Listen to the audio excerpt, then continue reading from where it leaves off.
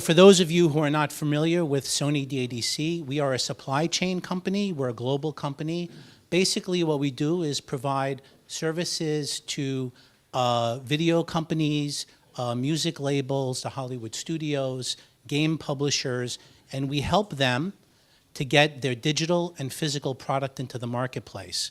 The company was founded in 1983, and we have a lot of services around that, one of which is DRM.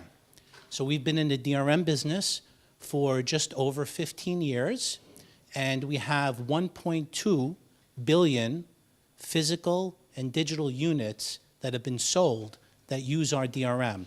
Now, most of that is for video games and video titles for the Hollywood studios. So we have a lot of experience with DRM. So why did we create an ebook DRM? Well, about 4 years ago, we were called into the office of one of the major book publishers in New York, and they said to us, you know, guys, you have such great DRM for video games and for video, what about ebooks? We're not happy with the current solutions, they're broken, and do you have anything for us? So we became very interested and we started looking at the market. And we decided to take a very careful examination. We spent 6 months, and we hired industry experts to help us get requirements and to see if we could create value with a DRM, with a new DRM. So during this time, this gathering requirements time, there was 2 things that really struck me. First, from publishers, especially in North America, we discovered that they do want a robust DRM. They are concerned about protecting their IP, but more importantly, what they're concerned about is renewability, so that if the DRM gets hacked, and every DRM gets hacked eventually, that it can be renewed, updated, and refreshed. That was very important. The other thing, which is actually even more important, was that publishers in the US especially are very concerned about having a vibrant marketplace. They want a vibrant marketplace. They want lots of stores selling lots of books to lots of consumers. What they don't want is a DRM that prevents stores from creating new business rules,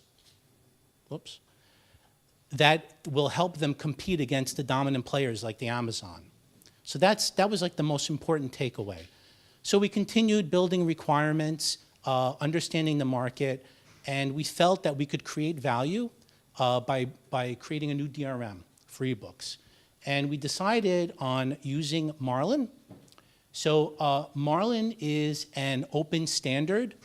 It's not open source, it's an open standard, and it was started by 5 companies, Samsung, Intertrust, Panasonic, Sony, and Philips. And these 5 companies got together, they created the DRM. It's widely used, and it's an excellent framework for ebooks. It met a lot of the requirements that we discovered during that 6-month period. These 6 companies formed the Marlin development community, which is a third-party organization that licenses the DRM.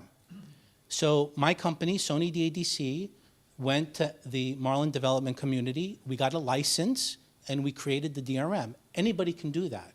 So that's why it's an open standard. It's not closed, it's not run by one company. Okay.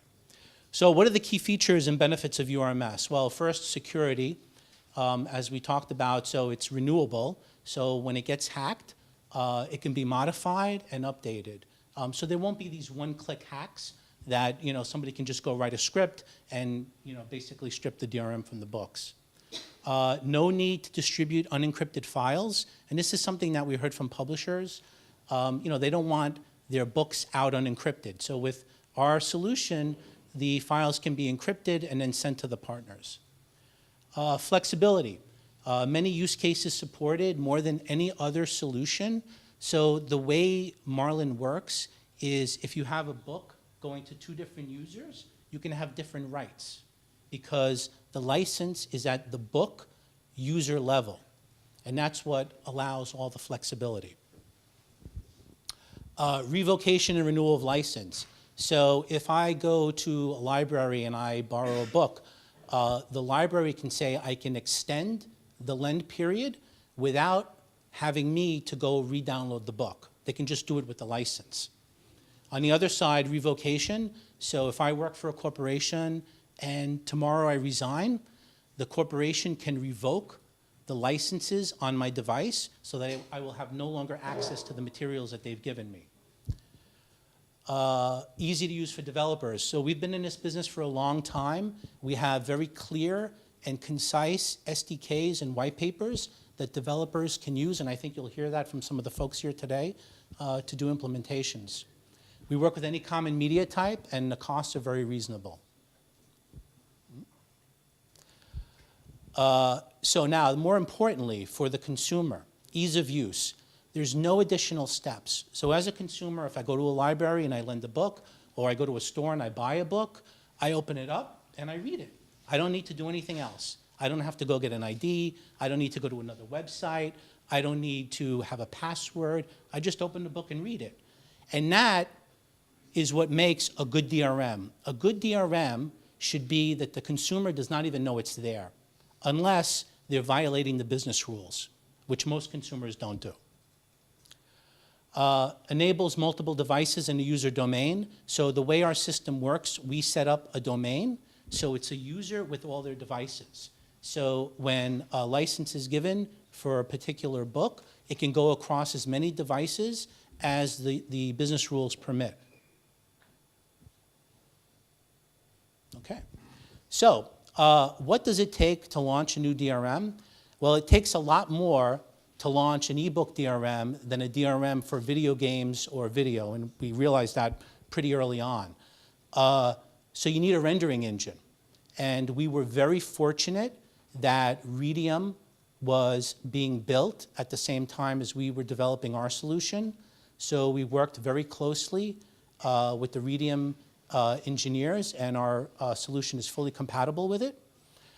Major publishers sign off. So the major publishers have stipulations in their contracts that they have to approve the DRM that's being used for their books. And some of them do quite a bit of technical due diligence. They go through your solution to make sure that they're happy with it. And they also check IP, because they want to make sure that there's no IP violations, that they won't have any liability down the road. Reading applications. You need a lot of reading applications. You can't just have one or two. You have to have a lot. Initial platform support. So you need iOS, you need Android, Windows, Mac. You need these things to go to market. You have to be compatible with all of them. Ongoing platform support. So when iOS or Windows makes an update, you have to go and make sure that your solution within the ecosystem is compatible with that update. And to do that, you need a lot of resources. Integrators. Many stores, small libraries, they don't have the resources needed to onboard a new DRM.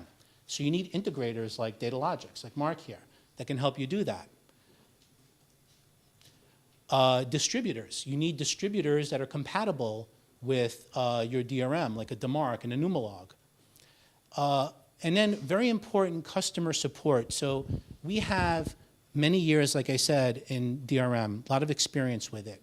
And to do this right, you need 24/7, multi-language, multi-territory customer support. It's really important. So this is the state of our ecosystem. It's taken us almost 4 years to build. We have reading applications, a lot more than one now. We have live implementations, and we have customers coming on board. So we've built an entire ecosystem around our DRM. Okay, so why URMS? So Sony DADC has a long history of being committed to helping our customers protect their IP. We've invested well over $2 million in this project, so we're committed to it. We're not going anywhere.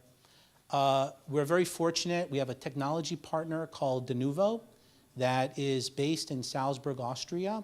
And these guys are ex-Sony guys. They're world-class engineers with expertise in DRM and anti-piracy solutions. We have Reinhardt over here, who's the CEO. Raise your hand, Reinhardt. We have a growing ecosystem now in place, and we listen. So we listen to our customers, we listen to our partners, we understand, because we're in the entertainment industry, when they have a business critical need, we find solutions for them. Okay. Last thing I just want to say, so there are two companies that have most of the patents around DRM. One of them is Intertrust, and the other is Pendrell. So our solution, URMS, is free and clear of any infringements, which makes everybody feel more comfortable in the ecosystem.